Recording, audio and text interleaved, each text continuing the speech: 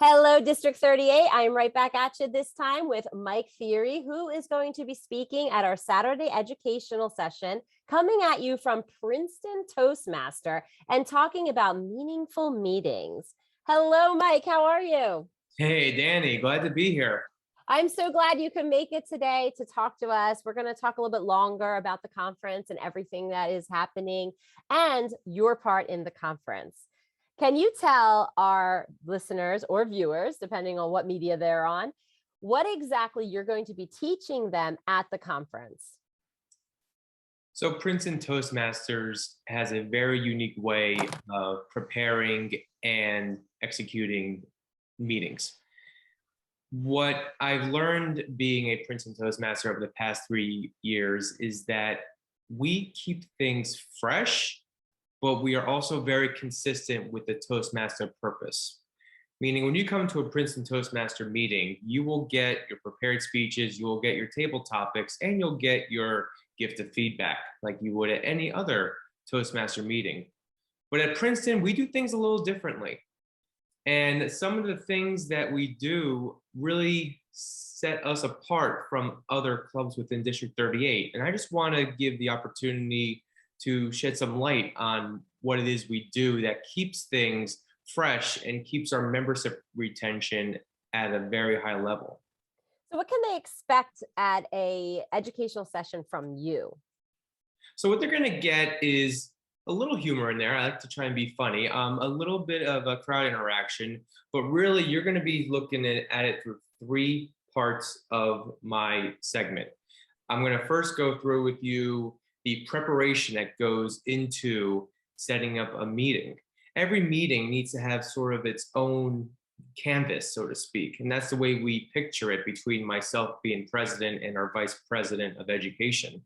Then I will go into talking about the meeting itself, what it is that Princeton Toastmasters does, from having themed meetings to changing the format of the meeting based on the number of speakers available, all those different types of incorporating and adjusting to what the meeting calls for, and then executing it.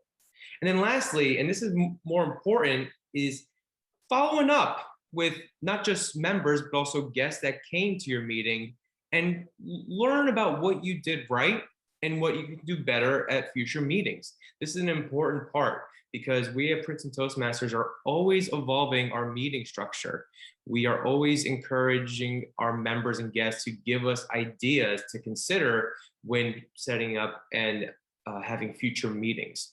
So there's gonna be three parts to it, and I'm hoping that each part will give our members and guests at the conference a little bit of an educational perspective on how to fine-tune their meetings, because no meeting is perfect. You know, we're far from it at Princeton Toastmasters, but I truly do think that there is a reason why we have such a high membership retention, and that goes back to our meetings. Speaking of membership retention, how many members do you have? Currently, we're at 66. We're usually over 70, and being that it's the membership renewal period, I expect to be over that 70 number very soon. It's really exciting. Now, how do you manage to keep speeches coming through with that many people? What do you do to make that happen? Well, I'm very blessed to have a very involved board. You know, we have board members of various experience with Toastmasters. Some are within their first year. We have some that are within their second decade of being a Toastmaster. And what's great about it is that you get all these different perspectives, because it's not just a one-man show. As president, I encourage all my board members to consistently come up with ways to improve our club, and if that can be through the power of our meetings, I think that's the best route to go. And we've had several great ideas come our way. And I think that's important. And I'm going to mention this word a lot during my educational segment, but culture is going to be playing a large role in your club success. I know it's cliche, but being a Princeton Toastmaster, I see firsthand just how critical the culture is of being at Princeton Toastmasters is to the club's success. Now, I've only been to, I believe, one of your Toastmasters meetings. I have another one coming up here shortly. When you do it, do you always dress up? I believe you attended our Halloween meeting, and I think you're going to be attending our St. Patrick's Day meeting. So for you, you're lucky. You get to dress up twice. But that's going to be something I'm definitely going to harp on.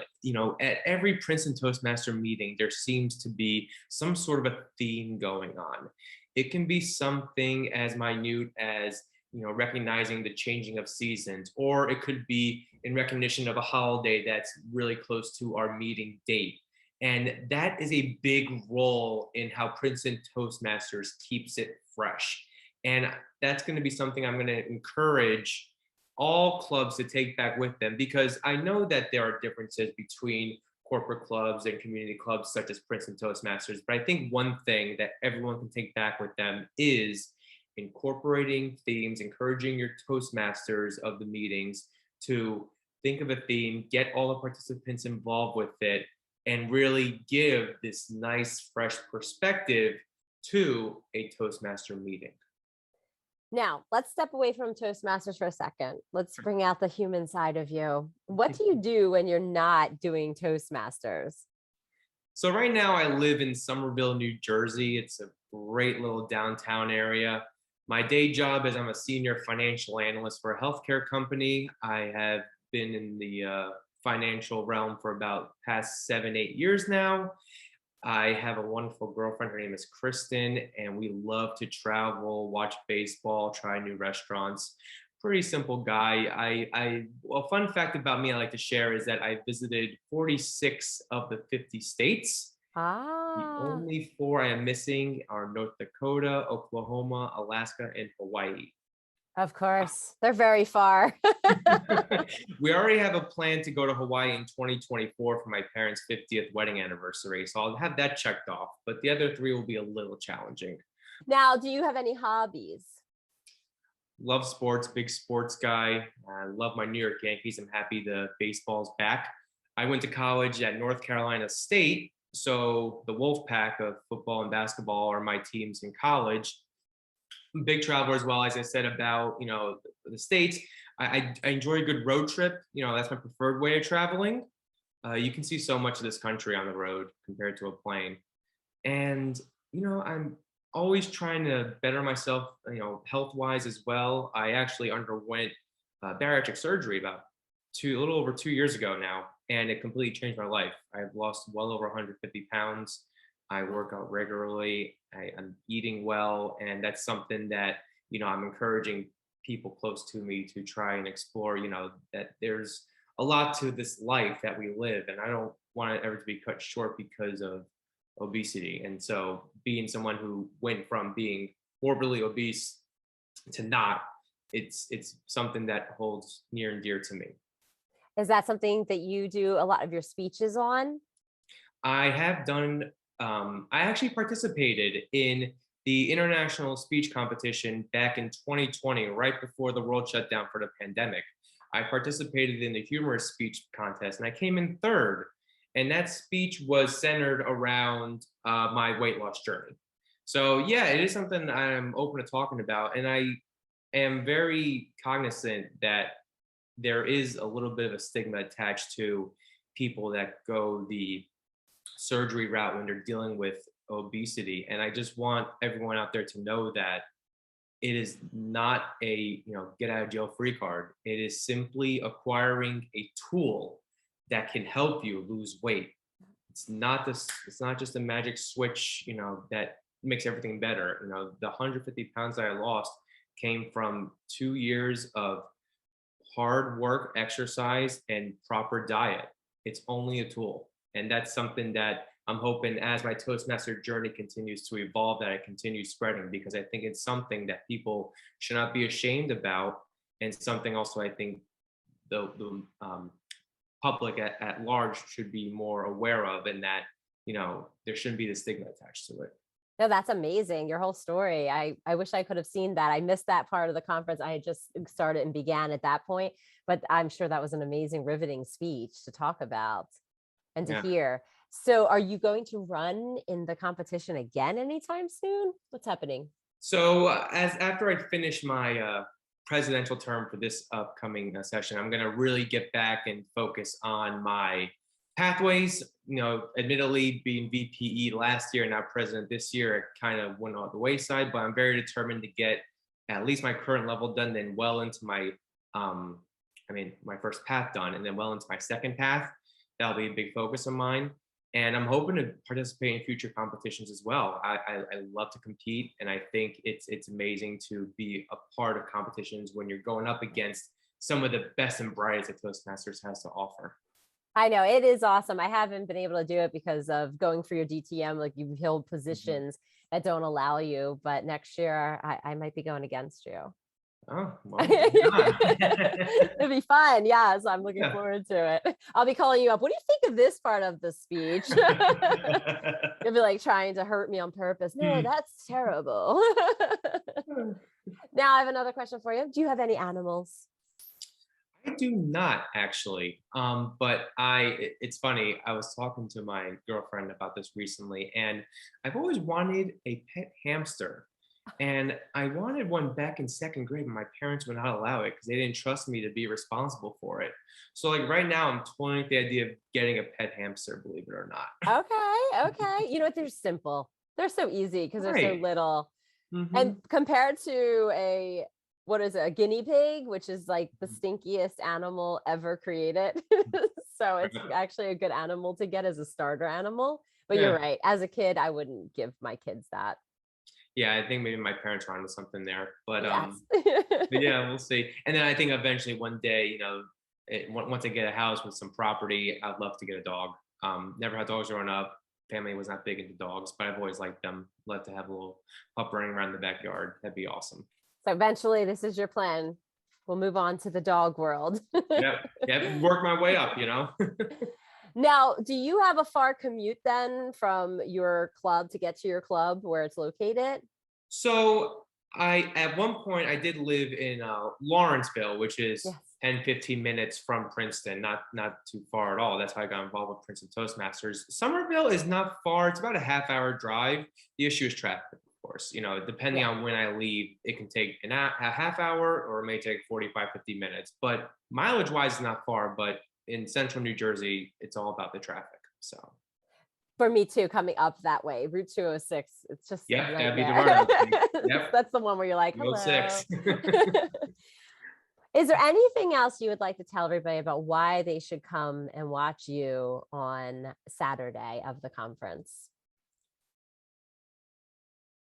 I got really lucky when I joined Toastmasters because I was encouraged to look into a Toastmaster club by my brother-in-law because he saw someone at his job benefit greatly from their own Toastmaster experience. So when I looked into it, I simply looked into what was the closest club to me. And it happened to be Princeton Toastmasters at the time. And so I reached out to, past president Mary Ann Grady, who I'm sure some of you definitely have heard that name before. She is amazing. And she goes hand in hand with my culture that I'll talk about more at length during my educational segment. But I got very lucky. And what I've seen at Princeton Toastmasters over the last 3 years is there's nothing else like it. It really is a very special and unique club. And I could see why that is. So I want to share that with District 38 at large, because there is a lot that we have learned over the past few years. There's a lot that we continue to learn and adapt and evolve. And I just want to share some of those stories, those experiences with everyone so that we as a Toastmaster community can evolve together. It's not just one club, doing their own thing. I love to be able to just share with my fellow Toastmasters and esteemed guests who will be here during the conference, just how they can sort of rethink things or re-envision their meetings going. And if they can take just one thing back with them and it benefits their club in any way, whether that's more guests or more members showing up to meetings or getting new members added to your roster, to me that's a huge win.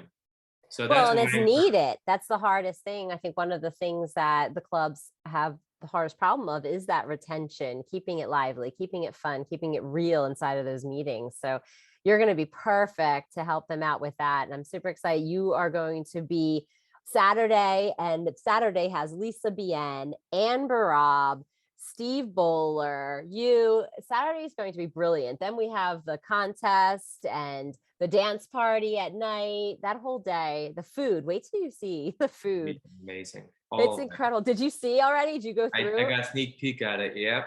I know. So Mm. on Friday night, are you going to do the filet mignon, the vegetarian, or the sea bass? Oh, the filet mignon. All the How can you way, not? right? How can you not? I'm very excited about that for everybody because the food alone, I was just like, oh, when we were picking it, it was so exciting. I was like, this is great for everybody. So that's awesome. Everybody, this is Mike Thiry. He's going to be awesome. He is one of you. He is a Toastmaster, and he is going to show us the way to evolve our meetings and just be as successful as Princeton. So thank you so much for coming with us today and talking to everybody and kind of letting them know and get a vision into what to expect on Saturday of the conference. It was my pleasure, Dany. Thanks for having me. It was great to be here. Yay, I can't wait.